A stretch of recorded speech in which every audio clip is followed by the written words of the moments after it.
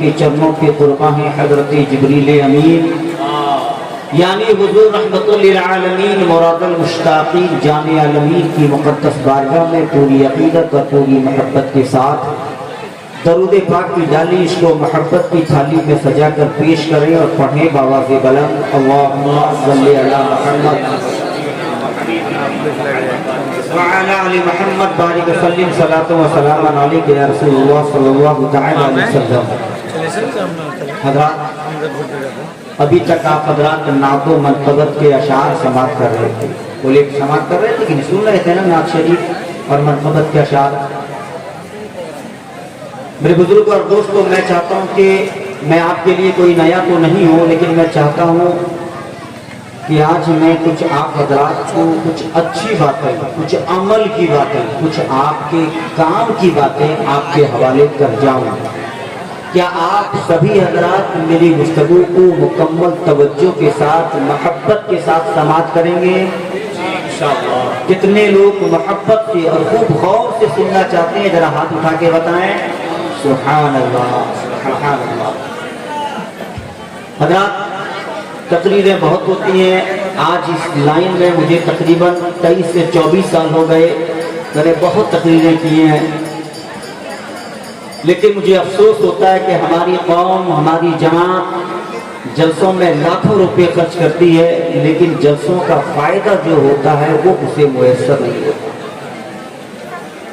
تو میں چاہتا ہوں کہ میرے بعد بھی ایک دھنگرج تقریر آپ سماعت کریں گے۔ مجھے 45 منٹ کا ٹائم دیا گیا ہے اور میں اپنے مقررہ وقت پر اپنی گفتگو کو سمیٹنے کی سعادتیں حاصل کر لوں گا انشاءاللہ۔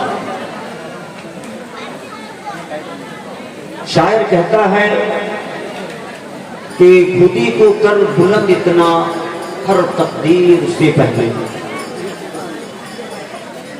خودی کو کر بلند اتنا کہ ہر تقدیر سے پہلے، کہ خدا خود ہی بندے سے پوچھے بتا تیری رضا کیا ہے، کہ خدا خود ہی بندے سے پوچھے کہ بتا تیری رضا کیا ہے۔ حضرات آج کا یہ ماحول آپ کے ماتھے کی نگاہوں کے سامنے ہے کہ نہیں؟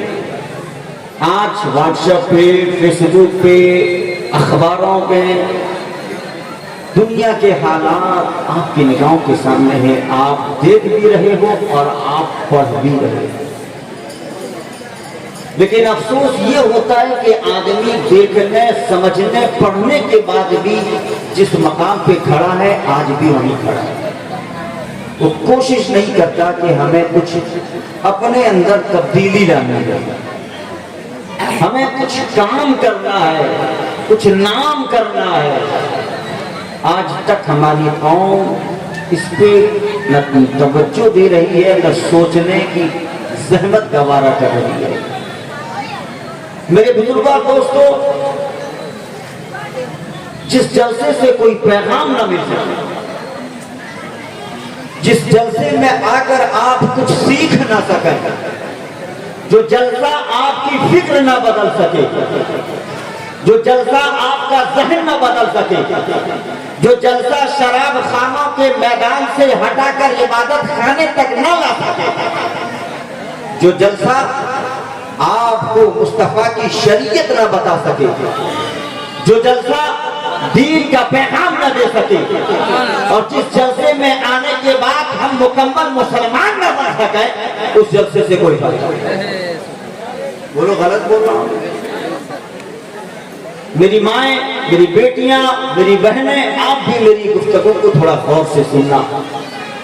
میں دعا کرتا ہوں کہ جو میں کہہ رہا ہوں سب سے پہلے اللہ اس پہ مجھے عمل کی توفیق عطا فرمائے، پھر میرے سننے والوں کو بھی عمل کی توفیق فرمائے۔ حضرات آج ہم غوث اعظم کی بارگاہ میں خراج محبت پیش کرنے کے لیے آئے ہیں، بولو ہے نا؟ جشن غوث اعظم میں ہم بیٹھے ہیں۔ یاد رکھیے گا، جب ماں خیر ہو، کیا ہو؟ ماں خیر ہو اور باپ صالح ہو، ماں کیا ہو؟ خیر ہو اور باپ صالح ہو، تو بیٹا ولی پیدا ہوتا ہے، بیٹا ولی بنتا ہے، اور جب ماں اُمّے خیر ہو اور باپ ابو صالح ہو، ماں اُمّے خیر ہو اور باپ ابو صالح ہو تو بیٹا غوث اعظم پیدا ہو۔ آج ہماری مائیں، ہماری بیٹیاں، حضرات میری باتوں کا ذرا برا مت مانیے گا، ٹھیک ہے؟ میں کچھ باتیں بولوں گا، ہو سکتا ہے کچھ لوگوں کو برا لگے، لیکن برا مت مانیے گا۔ یاد رکھیے جو آپ کی برائیوں کو پکڑے، آپ کی غلط حرکتوں پہ آپ کو تنبیہ کرے، وہ آپ کا سب سے اچھا دوست ہے، وہ آپ کا سب سے پیارا دوست ہے، وہ آپ کا سب سے بہتر دوست ہے۔ آپ شراب پی کے آئے، کوئی گلے میں ہاتھ ڈالے اور لے جائے 2 گھونٹ اور پلا دے، پیسہ وہ دے، وہ آپ کا سب سے بڑا دشمن ہے۔ آپ غصے میں ہیں، کوئی آپ کو اور آپ کے اندر غصہ پیدا کر رہا ہے، وہ آپ کا سب سے بڑا دشمن ہے۔ آپ کو کوئی مسجد سے ہٹا کر بازار لے جا رہا ہے، وہ آپ کا دشمن ہے۔ کوئی آپ کو آپ کے ماں باپ کے خلاف کر رہا ہے، وہ آپ کا دشمن ہے۔ کوئی آپ کو بزرگوں کا گستاخ بنا رہا ہے، وہ آپ کا دشمن ہے۔ کوئی آپ کو برائیوں کے اڈے پہ لے جائے، وہ آپ کا دشمن ہے۔ لیکن کوئی آپ کو برائی کے اڈے سے پکڑ کر مسجد میں لے آئے، وہ آپ کا سب سے بڑا دوست ہے۔ بولا ہے کہ نہیں؟ تو میری باتوں کا برا نہیں مانیے گا، میری مائیں، بہنیں، بیٹیاں، میرے بزرگوں، غور سے سنیے گا۔ آج بدلنے کی ضرورت ہے، آج ہمیں اپنے اندر چینجنگ لانے کی ضرورت ہے۔ آج پوری دنیا کا منظر ہماری نگاہوں کے سامنے ہے۔ کسی نے بہت پہلے کہا تھا کہ کر لو دنیا مٹھی میں۔ یقیناً اگر آپ کے ہاتھ میں موبائل ہے تو یقیناً آپ دیکھ سکتے ہیں کہ پوری دنیا کے حالات آپ کی مٹھی میں ہے۔ آپ سب کچھ دیکھ رہے ہو، سب کچھ سن رہے ہو، لیکن سب کچھ سمجھ بھی رہے ہو، لیکن آپ کا نظریہ نہیں بدل رہا ہے۔ حالات بدل گئے لیکن آپ نہ بدل سکے۔ میری ماں، تم بھی غور کرنا، آج ہمارا ایک معاشرہ ہے، کل بھی میری مائیں تھی، کل بھی میری بہنیں تھی، کل بھی میری بیٹیاں تھی۔ تاریخ میں آتا ہے آج جو قبلہ اول ہے، آج جو یہودیوں کے قبضے میں ہے، آج سے پہلے کسی باپ نے کوئی تمنا کیا تھا، کسی ماں نے کوئی ارادہ بنایا تھا۔ تاریخ میں آتا ہے کہ تو ایسے بھائی تھے، ایک بڑا تھا ایک چھوٹا تھا، لیکن تاریخ بتاتی ہے کہ چھوٹے کی شادی تو ہو گئی لیکن اب بھی بڑا شادی سے دور ہے۔ دنیا نے پوچھا، بھائیوں نے پوچھا، رشتہ داروں نے پوچھا، ارے چھوٹا بھائی شادی کر لیا، اے بڑے بھائی تمہیں کیا ہو گیا ہے، تم کیوں نہیں شادی کرتے؟ تو بڑے بھائی کا جواب سنو۔ بڑے بھائی نے جواب دیا تھا کہ مجھے کوئی ایسی لڑکی نہ ملی جسے میں پسند کر سکوں، میرے پسند کی کوئی لڑکی نہیں ملی ہے۔ تو لوگوں نے کہا، بھائیوں نے کہا، رشتہ داروں نے کہا تیری پسند کیا ہے بول، اگر تو چاہے گا تو وزیروں کی بیٹی سے تیرا رشتہ طے کر دیا جائے گا، اگر تو چاہے گا تو بادشاہوں کی شہزادی لا کر تیرے حوالے کر دی جائے گی، اگر تو چاہے گا تو شہروں کی حسین دوشیزاؤں کو تمہارے حوالے کر دیا جائے گا۔ لیکن بڑے بھائی نے جواب دیا مجھے حسین بیوی نہیں چاہیے، کہا کیسی بیوی چاہیے؟ جواب دیا تھا کہ سنو میں تو ایسی لڑکی سے نکاح کرنا چاہتا ہوں کہ کل میدان قیامت ہو، نفسی نفسی کا حال ہو، کوئی کسی کا پرسان حال نہ ہو، نہ باپ بیٹے کو پوچھتا ہو، نہ بھائی بھائی کی طرف دیکھتا ہو۔ ایسے موقع پہ میری بیوی میرے قریب آئے اور میرا ہاتھ پکڑ کر اگر جنت میں لے جائے تو مجھے ایسی بیوی۔ زندہ باد زندہ باد زندہ باد، نعرہ تکبیر، نعرہ رسالت، زندہ باد زندہ باد۔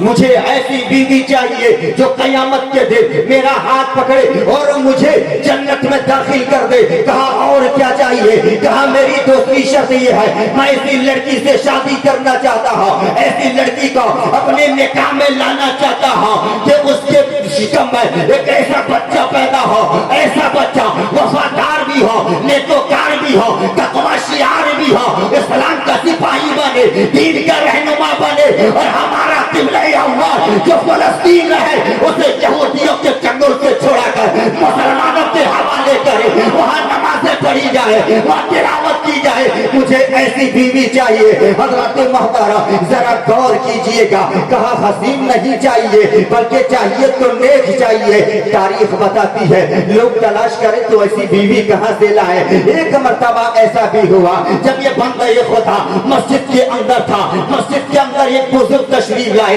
اچانک ایک آنے والا آتا ہے، کہتا ہے کہ حضور کوئی لڑکی ہے جو کچھ آپ کے پاس عریضہ بھیجی ہے۔ کہا کیا ہے اس کا عریضہ؟ کہا حضور وہ نکاح کے لیے ایک بچہ تھا، نکاح کے لیے ایک لڑکا تلاش کر رہی ہے لیکن کوئی لڑکا اسے آج تک نہ ملا۔ کہا کیوں ایسا کیوں نہیں ہو سکا؟ کہا اس نے شرط رکھا ہے۔ کہا اس کی شرط کیا ہے؟ حضرات محترم جو اس کی شرط ہے وہ اس کی بھی شرط ہے۔ جب اس نے دیکھا کہ نکاح میں آنے والی کی شرط وہی ہے جو نکاح کرنے والا شرط رکھا ہے تو اس نے کہا کہ میں اس سے شادی کرنا چاہتا ہوں۔ تاریخ بتاتی ہے کہ دونوں کا نکاح ہوا، نکاح ہونے کے بعد ایک بچے نے جنم لیا، وہ بچہ حسین بھی تھا، وہ بچہ خوبصورت بھی تھا، وہ بچہ ذہین بھی تھا، وہ بچہ متقی بھی تھا، وہ بچہ پرہیزگار بھی بنا، وہ بچہ سپاہی بنا، وہی بچہ سپاہ سالار بنا۔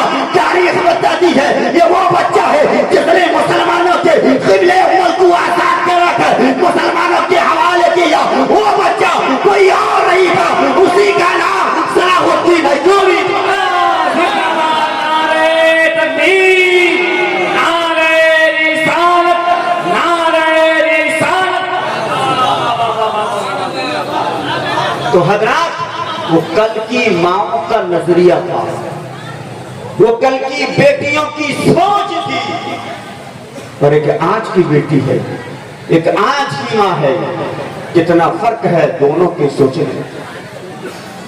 اور کر رہے ہیں نا، توجہ ہے نا سبوں کی؟ پیچھے والے میرا ہاتھ اٹھا کر بولو سبحان اللہ۔ حضرات محترم یاد رکھیے گا، آج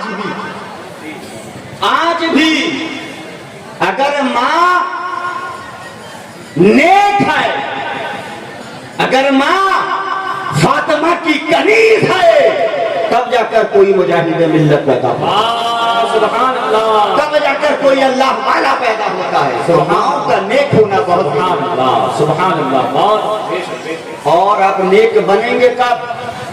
جب جلسہ میں اس نیت سے آئیے گا کہ مولانا جو بولیں گے غور سے سنیں گے، خود بھی عمل کریں گے، اپنے گھر والوں کو بھی عمل کے لیے کہیں گے۔ بولیے سبحان اللہ۔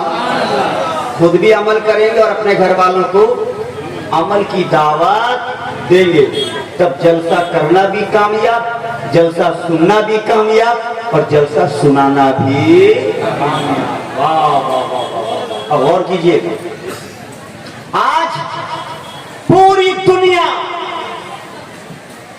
جبکہ پتا ہے کہ موت کس وقت آ جائے، کوئی ٹھکانہ نہیں ہے کب آ سکتی ہے موت، سب کو پتا ہے کہ مرنا، اس کے باوجود آدمی دولت کمانے کے چکر میں پڑ گیا، آدمی مسجدوں سے دور ہو گیا، اور جب یہ قوم مسجدوں سے دور ہوتی ہے تو دوسری قومیں مسجدوں پر قبضہ کیا کرتی ہے۔ جب یہ قوم خانقاہوں کے تقدس کو نہیں سمجھتی ہے تو خانقاہ اٹھا دیے جاتے ہیں۔ جب یہ قوم اپنی تاریخ کو بھلا دیتی ہے تو تباہی کے دہانے پہ آ کر ٹھہر جاتی ہے۔ حضرات آپ کی تاریخ زندہ ہے، آپ اتہاس اٹھا اٹھا کر اپنی زندگی کو تلاش کرو۔ یہ وہ قوم ہے جس قوم کی آن اور بان اور شان کا یہ عالم ہے کہ جدھر سے گزر جاتے تھے علاقہ خود بخود فتح ہو جاتا ہے۔ لیکن افسوس آج ہم کہاں آ کر کھڑے ہیں؟ میرے بزرگ اور دوستوں ذرا غور کیجیے گا، آپ غوث پاک کی محفل منعقد کیے ہو، غوث پاک کے نام پہ آپ جلسہ کرا رہے ہو، صرف غوث پاک کا نعرہ لگا دینے سے آپ کامیاب نہیں ہو سکتے، ان کی کرامتوں کو سن لینے سے آپ کامیاب نہیں ہو جائیں گے۔ کامیاب تو تب ہوں گے جب غوث پاک کی زندگی کو اپنے لیے نمونہ عمل بنائیں۔ گزشتہ سال میری تقریر کا عنوان بھی ایسے ہی کچھ تھا، مجھے یاد ہے۔ میری تقریر کا عنوان یہ تھا کہ جب اللہ گزشتہ سال، ٹھیک ہے، گزشتہ سال میری 1 گھنٹے کی تقریر ہوئی تھی، میں وعدہ بھی آپ سے کیا تھا، مجھے یاد ہے کہ جہاں سے میں چھوڑا ہوں وہیں سے شروع کر دیا ہے نا۔ میں نے آپ سے کہا تھا کہ جب اللہ کسی بندے سے راضی ہو جاتا ہے، اللہ جب کسی کو اپنا دوست بنا لیتا ہے تو اس نے اتنی طاقت عطا فرماتا ہے، وہ اتنا پاورفل ہو جاتا ہے، اتنا پاورفل ہوتا ہے کہ جو وہ بولتا ہے اللہ پورا فرماتا ہے۔ بلکہ دوسرے لفظوں میں بولو کہ اس کی زبان میں، زبان اس کی ہے لیکن بولی رب کی ہے، طاقت اللہ کا فرماتا ہے۔ یہی نا میری تقریر فرما۔ میرے بزرگوں اور دوستوں یاد رکھیں، سب سے پہلی بات یہ ہے کہ آپ پہلے مکمل مسلمان بنو، نام کے نہیں حقیقت میں مسلمان بنو۔ قرآن نے بھی کہا وَلَا تَمُوتُنَّ إِلَّا وَأَنْتُمْ مُسْلِمُونَ، تم اس وقت تک مت مرو جب تک کہ تم مومن کامل نہ بنو۔ بات سمجھ میں آ رہی ہے؟ آج ہم کمانے کے چکر میں ہیں، کل اللہ والے دولت سے دور بھاگتے ہیں۔ اور تاریخ کا ایک باب سنو، ایمان تازہ ہو جائے گا۔ غوث اعظم کے زمانے میں لوگوں نے امام ابن جوزی کو دیکھا، یہ اسی زمانے کے، اور حضرت امام ابن جوزی محدث تھے، محدث امام ابن جوزی غوث پاک کی محفلوں میں بیٹھا تھا۔ کب؟ جب غوث پاک تقریر کرتے تھے۔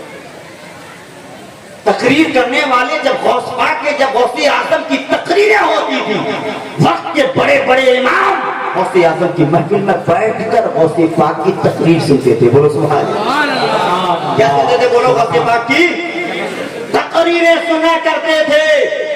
آج مائک میں ساؤنڈ ہے پھر بھی ہم کہتے ہیں اور ساؤنڈ، اور ساؤنڈ، اور ساؤنڈ، اتنے ساؤنڈ کی فرمائش کرتے ہیں کہ ساؤنڈ والا اپنے سر میں ہاتھ رکھ لیتا ہے کہ کروں کی کیا کروں۔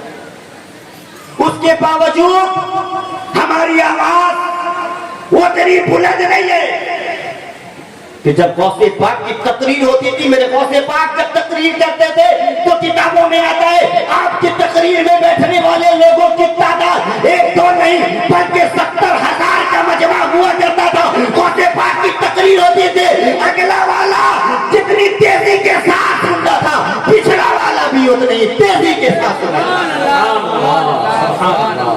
اور سامنے رہ کے سننے والا جس قدر جھومتا تھا پیچھے رہ کے سننے والا بھی اسی قدر جھوما کرتا تھا۔ اور جب تقریر سننے والے ایسے سنتے تھے کأن فی رؤوسہم الطیور، جیسا کہ ان کے سروں پہ پرندے بیٹھے تھے۔ اور ہمارے یہاں تقریر ہو رہی ہے، کوئی اس سے بات کر رہا ہے، کوئی اس سے بات کر رہا ہے، کوئی اس سے بات کر رہا ہے۔ حضرات غور سے سنیے گا، توجہ سے میری گفتگو سنو، اپنی تاریخ یاد کرو۔ میرے بزرگ اور دوستو، یہی امام ابن جوزی ہیں جو غوث پاک کی محفل میں بیٹھتے تھے۔ کہاں بیٹھے تھے وہ لوگ؟ غوث پاک کے یہاں تقریر سنتے تھے۔ ایک مرتبہ امام ابن جوزی بازار صرف اس نیت سے گئے کہ ایک مزدور کو پکڑ کے لاؤں تاکہ میرے گھر میں کام کریں۔ کہاں کام کریں؟ آج ہم اپنی قوم سے کہتے ہیں کہ میرے بھائی غوث پاک کا نعرہ لگاتے ہو، مسجد کیوں نہیں ہے؟ ایک جواب ہے کہ میرے پاس وقت نہیں ہے، میں بزنس مین ہوں، میں وہ کام کرتا ہوں، یہ کام کرتا ہوں، میرے کو ٹائم نہیں ہے۔ امام ابن جوزی گئے ہیں مزدور لانے، پہنچے، مزدوروں کی قطار میں دیکھا، ایک شکل، ایک صورت ایسی نظر آئی جس صورت کو دیکھنے کے بعد آپ متاثر ہو گئے۔ قریب پہنچے، غریب مزدور کے قریب پہنچے، کہا مزدور کیا تم مزدوری کرو گے؟ تو مزدور نے کہا حضور اگر مزدوری کرنا میرا مقصد نہیں ہوتا تو ان قطار میں آ کے کھڑا نہ ہوتا، مزدوروں کے بیچ میں نہیں کھڑا ہوتا۔ کہا مزدوری کرنے کے لیے ہی کھڑا ہوں۔ کہا تو پھر چلو میرے گھر کام ہو، چلو میرے گھر مٹی کاٹ کے اٹھانی ہے۔ مزدور نے جواب دیا امام صاحب قبلہ میں آپ کے ساتھ جاؤں گا لیکن میری 3 شرط ہیں۔ کتنی شرطیں؟ 3 ہیں۔ علامہ امام ابن جوزی سوچنے لگے کہ کیسا مزدور ہے جو اپنے مالک سے شرط طے کرتا ہے۔ آپ فرماتے ہیں مزدور شرائط طے کرنا نوکروں کا کام نہیں ہوتا، یہ تو مالکوں کا کام ہے، تم نوکر ہو کے بھی شرائط طے کرتے ہو۔ کہا حضور اگر میری شرائط نہیں سننی ہے تو کسی اور مزدور کو لے جاؤ۔ کیا کہا؟ پورا مجمع میں کیا کہا؟ کسی اور مزدور کو لے جاؤ۔ لیکن چونکہ چہرہ ایسا تھا कितना प्यारा था वो चेहरा कि हजरत इमाम इब्ने जौजी के कदम दूसरी जानिब उठ ना सके। अच्छा ठीक है, बोल मजदूर तेरी शराइत क्या है?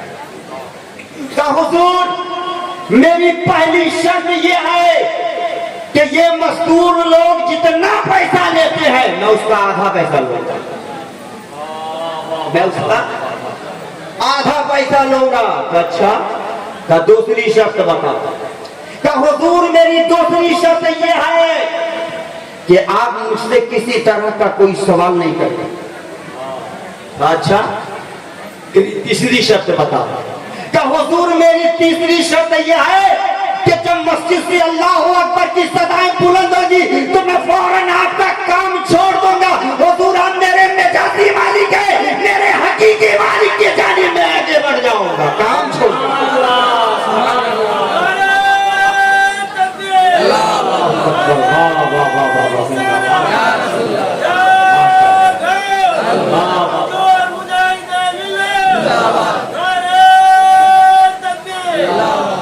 सुनिए रात गौर से सुनिए। अच्छा ठीक है मेरी मुझे तेरी तीनों शर्तें मंजूर हैं। हाथ पकड़ा ले गए, मजदूर वहां पहुंचा, फावड़ा हाथ में पकड़ा, टोकरी हाथ में पकड़ा, मजदूर मुकम्मल काम करने चला, मुसलसल काम कर रहा है, बैठ नहीं रहा है, रेस्ट नहीं ले रहा है, काम करता गया हद तक कि अजान होती है जोहर की मस्जिद से।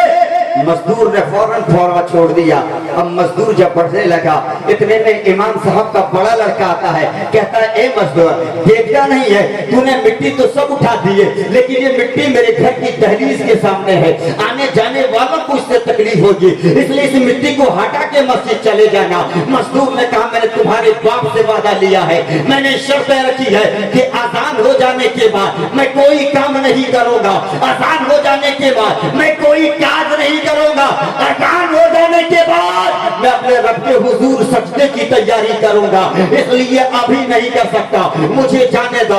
मजदूर वहां से चला है, मस्जिद में पहुंचता है, मजदूर ने वजू बना लिया, वजू बनाने के बाद मजदूर नमाज पढ़ने लगा, सुन्नतें पढ़कर इमाम का मुंतजिर है वो मजदूर, हत्ता कि जमात कायम की गई। मजदूर जमात के पीछे जमात में इमाम की इब्तिदा में नमाज अदा करता है और करने के बाद फिर आता है, आने के बाद फिर मजदूर ने फावड़ा पकड़ लिया है। हज़रत मोहतरम जरा गौर से सुनिएगा, अल्लाह ने दिल दिया तो अपने दिल में मेरी बातों को जगह दीजिएगा। अब मजदूर ने फावड़ा पकड़ लिया है, अब मजदूर मजदूरी में लग गया है। इतने में इमाम राजी आते हैं, घर वालों से कहते हैं बताओ खाना तैयार है कि नहीं है। जवाब मिला कि खाना तैयार है। कहा दस्तरखान लगाया जाए, मैं खाना खाना चाहता हूँ। इमाम साहब के लिए चिटाई बिछाई गई, इमाम साहब के लिए दस्तरखान लगाया गया।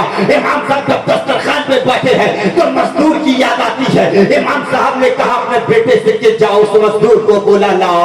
बेटा दौड़ता हुआ गया और मजदूर को आवाज दिया। ए मजदूर को मैं इमाम साहब ने आवाज दिया है, क्योंकि मजदूर को आज गुलामी में न था, फौरन दौड़े दौड़े जाता है। इमाम साहब ने हुक्म दिया कि मजदूर अपना हाथ भी तो धुल लो। मजदूर ने हाथ धुल लिया है। कहा ए मजदूर मेरे करीब आकर बैठ जाओ। मजदूर करीब आकर बैठ गया है, अभी भी उसके पसीने बह रहे हैं। इमाम साहब ने कहा मजदूर बैठ के क्या देख रहे हो, आओ मेरे साथ बैठकर खाना खा लो। तो मजदूर जवाब देता है आका मैं खाना नहीं खा सकता। कहा खाना क्यों नहीं खा सकते हो? कहा इसलिए नहीं खा सकता क्योंकि मैं रोजे से हूँ, मैंने रोजा रखा, मैं खाना नहीं खाऊंगा। इतना सुनना था। इमाम साहब गौर से देखने लगे। मजदूर ने इजाजत लिया और काम करता चला गया हत्ता कि असर की वक्त असर की नमाज का वक्त आया। मजदूर ने फावड़ा छोड़ दिया। क्या हुजूर मेरी ड्यूटी पूरी हो गई है। इमाम साहब ने देखा कि एक मजदूर जितना काम करता है इसने ढेरा काम किया है, लेकिन आधी मजदूरी लेना चाहता है। शर्त के मुताबिक आधी मजदूरी दी गई। आधी मजदूरी लेकर वो मजदूर चला गया और फिर एक हफ्ता के बाद, बोलिए कितने दिनों के बाद, एक हफ्ता के बाद इमाम साहब को फिर एक मजदूर की जरूरत पड़ी। इमाम साहब वहां पहुंचे हैं, देखा कि सफों में वो मजदूर नजर नहीं आ रहा है। लोगों से पूछा ऐ लोगों फलाना मजदूर तुम्हारे साथ आया करता था, कहा हमारे साथ आया करता था, कहा आज नहीं आया है क्या? कुछ लोगों ने कहा देखिए कहीं खड़ा होगा, कहीं बैठा होगा, तलाश किया ना मिला। किसी से पूछा ये कोई है जिस मजदूर के बारे में मुझे बताए? किसी ने कहा कि हुजूर वो आज नहीं आएगा। कहा वो किस लिए नहीं आएगा? कहा इसलिए नहीं आएगा कि वो बीमार पड़ गया है, उसे बुखार है, वो आ नहीं सकता। इमाम साहब पूछते हैं बताओ तो जरा उस मजदूर का मकान कहाँ है? किसी ने कहा कि हुजूर उसका मकान बगदाद के फला कब्रिस्तान की बाउंड्री के किनारे एक झोपड़ी में वो मजदूर रहता, उसका कोई नहीं है। हुजूर हमने कभी उसका किसी को उसकी रिश्तेदारों को नहीं देखा, न उसकी माँ है न उसका बाप कभी नजर आया है, न उसके कोई रिश्तेदार कभी नजर आए, उसी जगह पे वो रहता है। हजरत मेरी तरफ देखो, गौर से सुनो मेरी गुफ्तगू को। अगर आपके सीने में दिल है तो तवज्जो दो मेरी तरफ।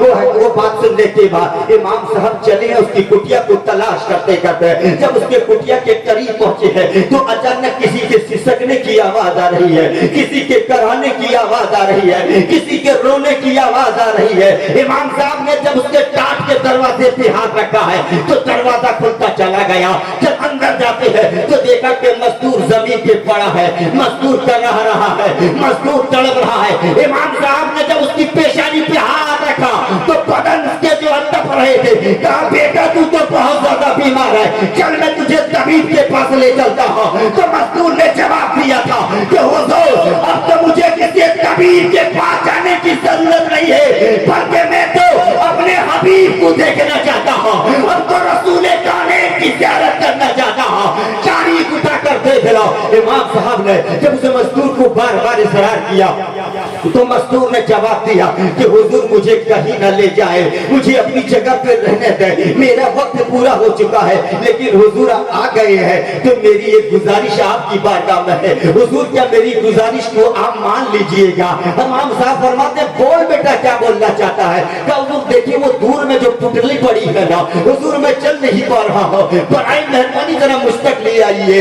इमाम साहब ने पुतली उसके करीब दिया, उसने पुतली खोला और खोलने के बाद उसने क्या किया, वही पैसा जो इमाम साहब के यहाँ से मजदूरी में लाया था उसे मुट्ठी में लेता है और इमाम साहब के हाथ में देता है, कहता है हुजूर देखिए जो पैसा मैंने आपके यहाँ से लाया था कुछ पैसे खर्च हो चुके हैं, ये कुछ पैसे हैं इसे रख लीजिए। इमाम साहब हिचकिचाने लगे, तुम मुझे वापस कर रहे हो मेरा पैसा? का हुजूर मैं वापस नहीं कर रहा हूँ, लेकिन इमाम साहब ये पैसा रख लीजिए, मेरा इंतकाल होने वाला है, मैं दुनिया से जाने वाला हूँ, मेरे इस पैसे से मेरा कफन खरीद लीजिएगा। इमाम साहब इस पैसे से मेरे लिए कफन ले लीजिएगा।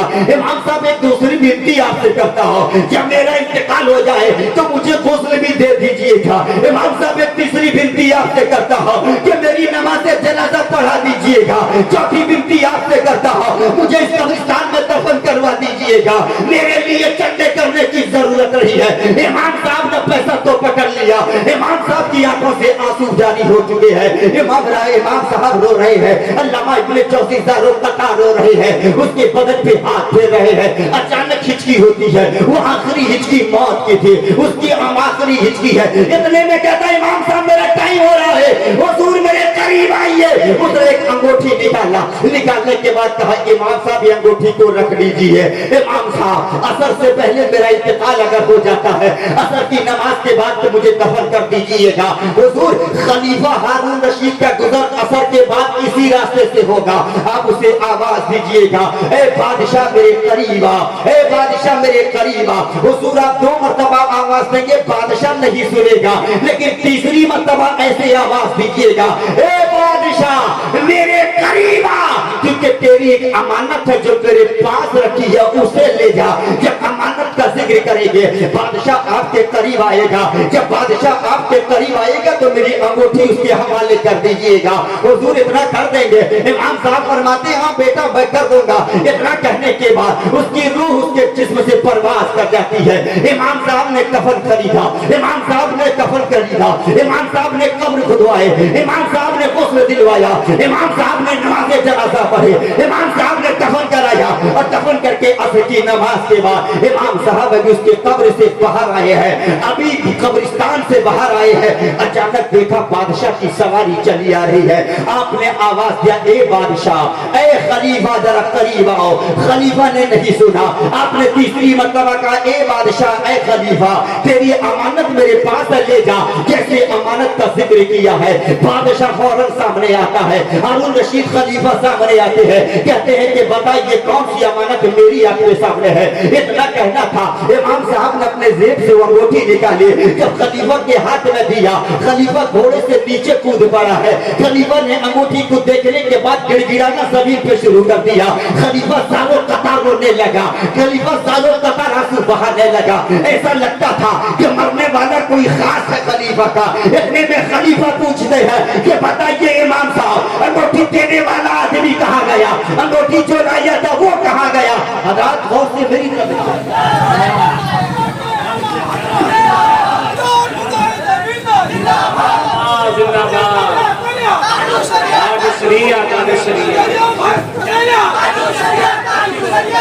देखो कौन आया, देखो कौन आया, अल्लाह देख रहे हैं। स्टेज पे हज़रत मुफ्ती हम्माद साहब किबला मुरादाबादी जलवागर हैं। इंशाअल्लाह इनकी तकरीर होगी। आप लोग अपनी अपनी जगह बैठ जाएगा, वरना बाद में कुर्सी आपको नहीं मिलने वाली है। हजरत बस आखिरी बात, क्योंकि हजरत तशरीफ ला चुके हैं, मेरा वक्त भी होने जा रहा है, ठीक है। पूरा मजमा बोले सुभान अल्लाह। गौर से सुनिएगा। दफन कर दिया गया, खलीफा आए, अंगूठी दी गई। अंगूठी देखने के बाद सारों कतार रोने लगे और बार बार इमाम साहब से खलीफा कहते हैं, इमाम साहब अंगूठी तो आपने दे दिया, लेकिन जिसने अंगूठी दिया था जरा उससे भी तो मिला दीजिए। जवाब मिला, अरे बादशाह, अंगूठी देने वाला अब इस दुनिया में न रहा। इतना सुनना था बेचैन हो जाता है बादशाह। क्या बताइए क्या हुआ? कहा वो देख, ये जो नई कब्र देख रहे हो, ये कब्र उसी की है। बादशाह दौड़े दौड़े गया, कब्र से लिपट लिपट कर आज बादशाह रो रहा है। इमाम इब्ने जौजी खड़े खड़े देख रहे हैं। इमाम इब्ने जौजी ताज्जुब से उसे देख रहे हैं। जब बादशाह को तशफ़ी होती है, कि अपने वक्त के इमाम ने पूछा था, ए बादशाह इस कब्र क्यों रो रहे हो? तेरा रोना बताता है कि तेरा कोई अपना है। तो जवाब दिया, तुम अपनों की बात करते हो तो सुनो, ये मेरा कोई अपना ही नहीं बल्कि मेरा बेटा है। इतना सुनने के बाद हजरत मोहतरम इमाम साहब पूछते हैं, ये क्या हो गया, ये झोपड़ी में क्यों रहता था, इसने महलों को क्यों छोड़ दिया? तो हजरत मोहतरम जवाब यही दिया था बादशाह ने कि मेरे बेटे ने महलों को छोड़कर झोपड़ी में रहना इसलिए पसंद किया। वो कहता था कि जब मैं इन महलात में रहूंगा तो मैं अपने रब से दूर हो जाऊंगा, और जब महलात से दूर हो जाऊंगा तो रब की कुर्बत हासिल होगी, रब के करीब हो जाऊंगा। हजरत मोहतरम दुनिया के हालात आपके सामने है, दौलत सब कुछ नहीं है। याद रखिएगा, अगर दौलत के चक्कर में पड़ेंगे, अगर मुस्तफा की शरीयत से हटकर, नबी की मोहब्बत से हटकर अगर दौलत की लालच में चक्कर में पड़ोगे तो ये दौलत कभी तुम्हें शद्दाद बनाएगी, कभी तुम्हें नमरूद बनाएगी, कभी तुम्हें फिरौन बनाएगी। लेकिन याद रखना, इन सब से कट के नबी के दीन पर अमल करके मुस्तफा की शरीयत को गले से लगाकर रसूल की मोहब्बत को सीने में बसाकर अगर पढ़ोगे तो ये मोहब्बत सिद्दीक़ अकबर बनाएगी, फारूक आज़म बनाती है, उस्मान गनी बनाती है, मौला अली बनाती है, हमारे हसन बनाती है, इमाम हुसैन बनाती है, गौसे आज़म बनाती है, मुजाहिदुल मिल्लत। इसलिए मेरे बुजुर्गों और दोस्तों, जरूरत इस चीज की है, अपनी फिक्र को आप बदलिए, अपनी सोच बदलिए। मैं अब भी कहता हूँ, उन जलसों से कोई फायदा नहीं है जिस जलसों में रात भर बैठे रहे, और जब यहाँ से आप जाए तो जो कल रविश आपकी थी वही रविश आज भी है, जो कल फिक्र थी आपकी वो फिक्र अब भी मौजूद है, जो कल सोच आपकी थी जलसे के बाद भी अगर वही सोच अब भी बाकी है, तो बताइए ऐसे जलसों से क्या मिलेगा? हजरत मोहतरम, जरूरत इस चीज की है कि अब सुनने आप सुनिए कम तो अमल ज्यादा करने की कोशिश कीजिए। जितनी बातें जलसों में आपके उलमा आप तक पहुंचाते हैं उसे गौर से सुनिए और कोशिश कीजिए और दुआ कीजिए अपने रब से कि अल्लाह हमें सुनने और साथ में अमल की तौफीक अता फरमाए। आखिर दावाना अल्हम्दुलिल्लाहि रब्बिल आलमीन। अस्सलाम वालेकुम।